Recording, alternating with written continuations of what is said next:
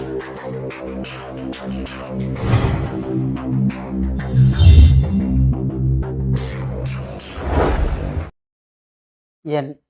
குலதெய்வமான குழந்தாளம்மனை போற்றி, பெரிய கருப்பணசாமியை போற்றி, அனைவருக்கும் எனது பணிவான வணக்கங்கள். வணக்கம். சரஸ்வதி யோகம் அதை பற்றி பார்க்கலாம். அந்த ஷார்ட் வீடியோவில் சென்ற வீடியோவில் இந்த சரஸ்வதி யோகத்தை பற்றி போட்டிருந்தோம். அதில் எடுத்துக்காட்டு போடலாம் அப்படின்னா, இப்போ பொதுவாக படிப்பு, சரஸ்வதினாவே படிப்பு, ஆசிரியர் இப்படி வந்துடும். அதுக்கு குருவும் புதனும் வலுவாக இருக்கணும். சுக்கரனும் எடுத்துக்கலாம். சுக்கரனா அந்த நடிப்பு தன்மையெல்லாம் வேணும்ல, அப்போ சுக்கரனும் வரணும். அவங்க எங்கு இருந்தால் யோகம், பொதுவாக 2 10ஆம் இடத்தோட தொடர்பு கொள்ளும் பொழுது வேலைக்கு உள்ளது.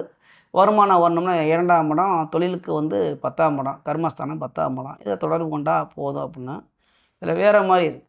இப்போ இதில் எப்படி அப்படின்னாக்கும்,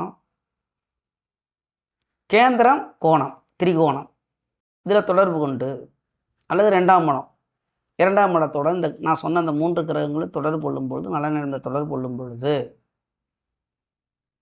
ஆசிரியராக இருப்பாங்க. அதுக்கு எடுத்துக்காட்டு ஜாதகம் போடலாம் அப்படின்னா இந்த போடலாம். உங்கள் பிறந்த தேதி 5/2/1970,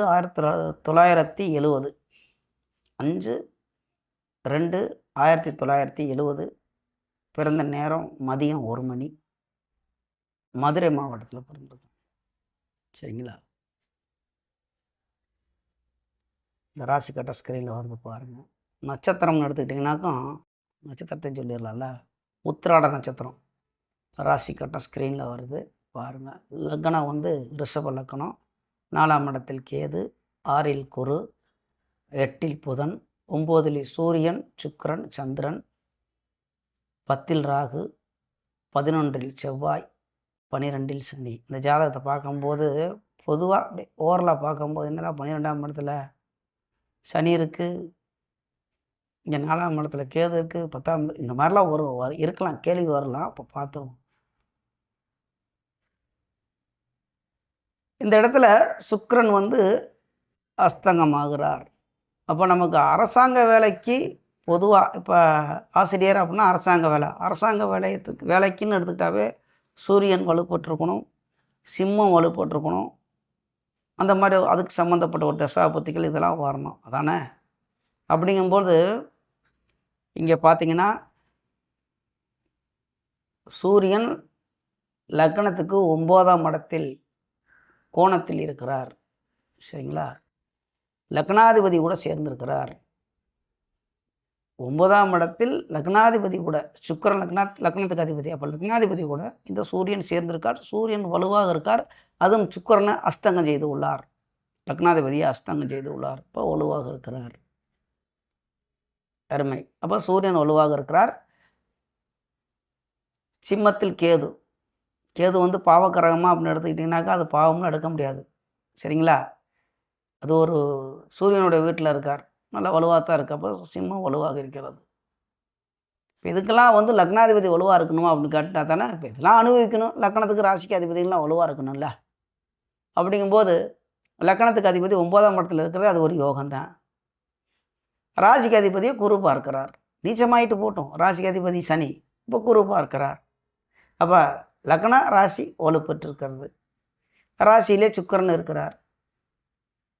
அப்போ சந்திரனும் சூரியனும் இருந்தால் அமாவாசை அப்படிங்கிறோம்ல. அப்போ அந்த இடத்துல அமாவாசை அப்படின்னு பார்த்துருவோம். அது ஒரு பாயிண்ட் இருக்குல்ல. அப்படிங்கும்போது சதுர்தசியில் தான் இந்த ஜாதகர் பிறந்திருக்கார். அமாவாசைக்கு முதல் நாள் சதுர்தசை. இப்போ என்னதான் இருந்தாலும் இது ஒரு யோக ஜாதகம், தலைமை ஆசிரியருடைய ஜாதகம். சரி, எப்படி வந்துச்சு பார்க்கணும்ல. லக்னத்துக்கு 6ஆம் இடத்துல போய் குரு மறைஞ்சு போயிடுச்சே, நீ என்னையா கிறுக்கதை பிடிச்சிச்சா, நீ வாட்டில் போய் இந்த ஜாதகத்தை போட்டுக்கிட்டு ஆசிரியர், அதுவும் தலைமை ஆசிரியர்னு போட்டுக்கிட்டு இருக்கா அப்படின்னு கேட்குறீங்களா? அதுலேயும் சனி பார்க்குறாரு குரு கெட்டு போயிட்டாரியா அப்படிங்கிறீங்களா? இருக்கட்டும். 2ஆம் இடத்தோட தொடர்பு கொள்கிறார். 9ஆம் பார்வையாக குரு 2ஆம் இடத்தை பார்க்கிறார். 2ஆம் இடத்துக்கு அதிபதி 8ஆம் இடத்துல, லக்னத்துக்கு 8ஆம் இடத்துலேருந்து அங்கேயும் மறைஞ்சு போயிட்டார். என்னையா நீ சொல்கிறதுக்குள்ளே ஏட்டிக்கு புட்டியாக இருக்குன்னு கேட்குறீங்களா? 8ஆம் இடத்தில் இருந்தாலும் புதன் 7ஆம் பார்வையாக 2ஆம் இடத்தை பார்க்கிறார். வாய் பேசுகிற இடம், சொல்லி கொடுக்குற இடம், பாட்டு பாடுற இடம், அந்த 2ஆம் இடம் தான் வாய்க்கு உள்ள காரகம், எல்லாத்துக்கும் தெரியும். அப்போ அந்த பாவகத்தோட குருவும் தொடர்பு கொள்கிறார், புதனும் தொடர்பு கொள்கிறார். பாருங்க, 9ஆம் பார்வையாக குரு 9ஆம் பார்வையாக 2ஆம் இடத்தை பார்க்கிறார். 7ஆம் பார்வையாக புதனும் பார்க்கிறார். லக்னாதிபதி சுக்கிரன் 9ஆம் பாவத்தில் இருக்கிறார். நான் சொன்ன பாயிண்ட் இங்கே வருதுங்களா? சரி, இதுக்கெல்லாம் என்னதான் இருந்தாலும் அது யோகம் கொடுக்கணும். அதுக்குள்ள தசாபத்தி அந்த தொழில் கிடைக்கக்கூடிய காலகட்டத்தில் 2 10ஆம் இடத்தோட தொடர்பு இருக்கக்கூடிய வந்துடணும். அதெல்லாம் யோகா அனுபவிக்கணும்னா அதுக்கு தசாபத்திக்கு வந்துடணும். அப்படிங்கும்போது அவங்க பிறந்தது வந்து உத்திராட நட்சத்திரம். இப்போ உத்திராடம் அப்படிங்கும்போதே நமக்கு அவங்க பிறந்த காலத்தில் சூரிய தசை வந்துடுது. அது ஒரு 7 மாதம், 1 வருஷம் கூட வச்சுக்கோங்க சூரிய தசை. அதுக்கப்புறமா சந்திர தசை ஒரு 10 வருஷம், செவ்வாய் ஒரு 7. அப்போ 18 வருஷத்துக்கு இந்த சூரியன், சந்திரன், செவ்வாய் இந்த லக்கணத்துக்கு பாவின்னு எடுத்துக்கலாம். இந்த ரிஷப லக்கணத்துக்கு அவ்வளோக்காக நன்மையை தரமாட்டார்கள். சுக்கிரனுடைய லக்கணத்துக்கு சூரியன், சந்திரன், செவ்வாய் இவங்கெல்லாம் பெருசாக ஒன்றும், இந்த குருவே பெருசாக ஒன்றும் நன்மையை தந்துட மாட்டாங்க. அப்போ செவ்வாய் முடிஞ்சோன்னே 18 வயசு முடிஞ்ச உடனே அடுத்து 18 வருஷத்துக்கு ராகு தசை வருது. ராகு 10ஆம் இடத்தில் இருக்கிறார். அவர் சதயத்தோட சாரமே, ராகுவோட சாரமே வச்சிருக்கார். அவர் 10ஆம் இடத்துல இருக்கிறார். அந்த தொழிலுக்கு காரகனான சனியோட வீட்டில் இருக்கிறார். வீடு உடுத்தவன் நீச்சமாயிருந்தாலும் கூட குருவால் பார்க்கப்படுகிறார். அந்த 10ஆம் இடத்தையும் குரு பார்க்கிறார், ராகுவையும் குரு பார்க்கிறார். அப்போ குருவோட வேலையை செய்யணும் ராகு. 10ஆம் இடத்தோட வேலை, 10ஆவது தொழிலுக்கு காரகனான சனியோட வேலையும் இந்த ராகு செய்யணும். ஐவட்டில் தான் உட்காந்துருக்கேன். வீடு கொடுத்தவன் சனி, குரு பார்க்கிறார் 5ஆம் பார்வையாக. 10ஆம் இடத்துக்கு 10ஆம் பாவகத்தில் ராகு இருக்கிறார். அருமை. அப்போ ஆசிரியர் பணியை கொடுக்குறார். கரெக்டாக 18 வயசு முடிஞ்ச உடனே இந்த ராகு தசையில் அவர் இந்த தொழிலை கொடுக்குறார். கிட்டத்தட்ட ராகு அவங்களுக்கு 1987 தொடங்கிருச்சு. 2005 வரைக்குமே 18 வருஷத்துக்கு ராகு அவங்களுக்கு ராகு தசை தொடங்கும் போது கிட்டத்தட்ட ஒரு 18 வயசுன்னு வச்சுக்கோங்க. இப்போ 36 வயசு வரைக்குமே இந்த ராகு தசை தான் அமோக வெற்றி. ராகுக்கு அடுத்து குருதசை வருகிறது. அது ஒரு 16 வருஷம். ராகு தசை வரும்போது அவங்களுக்கு வயசு 36 வயசில் ராகு தசை வருது. 51 வயசு வரைக்குமே ராகு தசை முடிஞ்சு குரு தசை வருகிறது. 36 வயசு வரைக்கும் ராகு தசை. ராகு குருவை போலையும் சனியை போலையும் கொடுக்க செய்தார். 10ஆம் இடத்திலிருந்து தொழிலை கொடுத்தார். தொழில் மூலியமாக லாபத்தை கொடுத்தார், வருமானத்தை கொடுத்தார். அடுத்து குரு பகவானுடைய தசை வரும் பொழுது 35 வயசுக்கு மேலே வருது. அந்த 35 வயசுக்கு மேலே குரு தசை வரும்போது 2ஆம் பாவத்தோட தொடர்பு கொள்கிறார். நல்ல வருமானத்தை கொடுக்குறார். 6ஆம் பாவகம் நிரந்தரமான வேலையை கொடுக்குறார், பதவி உயர்வு. சரி, 6ஆம் பாவத்தில் இந்த ருணரோக சத்ரு ஸ்தானமே, அதுக்கு என்னையா பலி சொல்கிற அப்படின்னாக்கும் அதுவும் இருக்குது. வம்பு வழக்கம் வருது, நோயும் வரும், வருமானமும் வரும். 6ஆம் பாவகம் ருணரோக சத்ருஸ்தானம் இல்லைங்களா, அதையும் சமாளிச்சுக்கிட்டு தான் இருக்கணும். வருமானம் வரும்போது அதையும் கொஞ்சம் பார்க்கத்தான் வேண்டி வரும். அந்த மாதிரி வந்துருச்சு.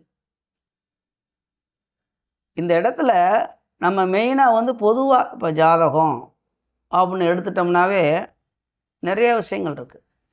அப்போ இந்த குருவும் புதனும் சுக்கிரனும் ஒரு ஜாதகத்தில் வலுப்பெற்று இருந்தாலே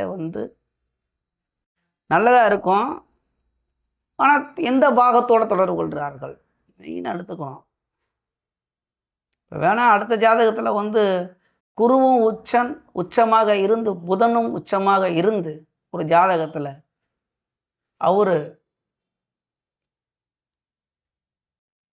சித்தாள் வேலைக்கு போயிட்டு இருக்கிறார். ஏன்னா அந்த ஜாதகம் கூட இப்போ பார்க்கலாம். ஏன்னா இந்த மாதிரி இருந்துச்சுன்னா இதோட அது போட்டோம்னா இதாயிரும். அப்போ இந்த மாதிரி அமைப்பெலாம் இருக்குது. குருவும் புதனும் உச்சமாக இருக்குது, இப்போ இவர் யாயா சித்தாள் வேலைக்கு போகிறாருன்னு அங்கே உள்ள அமைப்பை பார்க்கணும். அதை போடலாம் அடுத்த வீடியோவை கூட.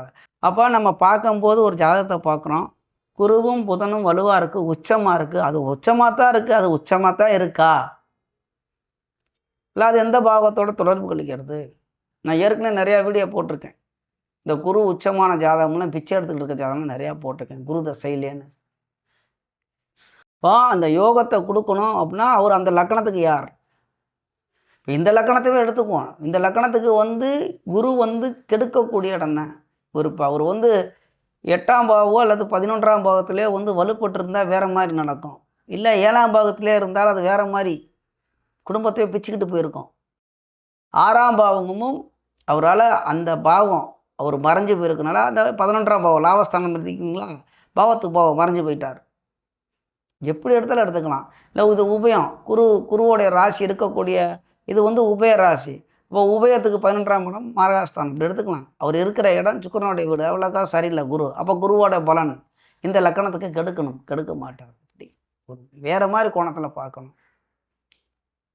நம்ம பொதுவாக எடுத்த உடனே குரு அப்படின்னா கொடுத்துருவார், புதன் கொடுத்துருவார், சுக்கிரன் கொடுத்துருவார், இந்த மாதிரி சுபக்கிரகங்கள்லாம் கொடுக்க செய்யும் அப்படிங்க, அவங்க கொடுக்காதுங்க, கெடுத்துக்கிட்டு இருக்கோம். அப்போ இந்த மாதிரி தான்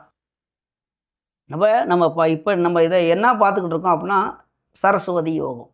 சரஸ்வதி யோகத்தை பார்க்குறோம். அப்போ சரஸ்வதினா படிப்பு வரக்கூடிய யோகத்தை பார்த்துக்கிட்டு இருக்கோம். அப்போ எடுத்த உடனே என் ஜாதகத்தில் 6ஆம் இடத்துல குரு மறைஞ்சு போச்சு, அம்பிடுத்தான்.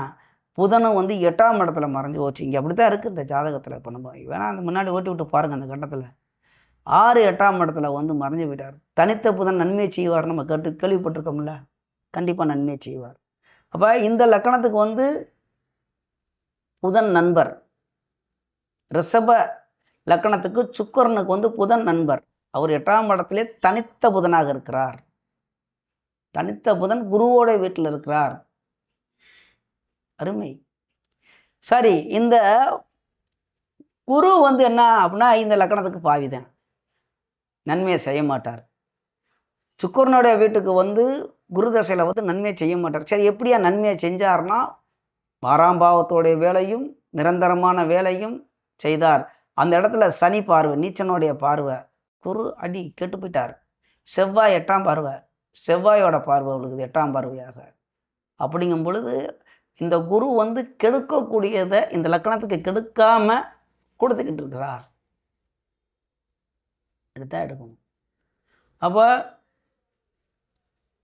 குரு புதன் மறைஞ்சு போயிடுச்சு, இல்லை சில ஜாதகத்தில் நீச்சத்தில் இருக்கும் குருவோ புதனோ, அவங்களாம் நல்லா இருப்பாங்க. அது நீச்ச பங்கம்மா நிறையா பார்க்கலாம், நிறையா விஷயங்கள் இருக்குது. ஒரு ஜாதகம் பார்த்த உடனே மறைஞ்சு போயிடுச்சு தான் அம்பிட்டுத்தான் அப்படின்னு நம்ம பலன் எடுத்துக்கிட்டு இருப்போம், அது நல்லா இருக்கும். சரிங்களா? இதே மாதிரி நிறையா வித்தியாசமான ஜாதகங்கள்லாம் இருக்குது, அதெல்லாம் போடலாம். உங்களுக்கு சந்தேகம் இருந்தால் நீங்கள் பிறந்த தேதி நேரத்தெல்லாம் போட்டு கேள்வி கேட்டுக்கலாம். என்ன கேட்குறீங்களோ அதுக்கு தகுந்த பதில் தரலாம். சரிங்களா? நமது யூடியூப் சொந்தங்கள் அனைவரும் வளமுடன் வாழ்வீர்கள், நன்றாக இருப்பீர்கள். நன்றி, வணக்கம்.